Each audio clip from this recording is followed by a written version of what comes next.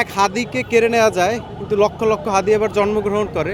এই বাংলার বুকে হাদিরা বেঁচে থাকে। হাদি শেরে বাংলার দেশের লোক, হাজার হাজার শেরে বাংলা আবার আসবে, হাদিরা আবার আসবে, হাদিরা হারিয়ে যাবে না। আমাদের সবার প্রাণপ্রিয় হাদি ভাই, যার জন্য আজকে হাজার হাজার জনতা এখানে উপস্থিত, আমি অত্যন্ত দুঃখ ভারাক্রান্ত হৃদয় নিয়ে বলতেছি।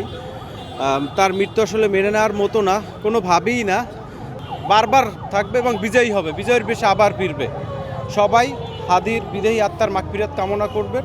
এবং আমি হাদির জন্য অত্যন্ত, আমার শরীর কাঁপতেছে, আমি বলতে পারতেছি না।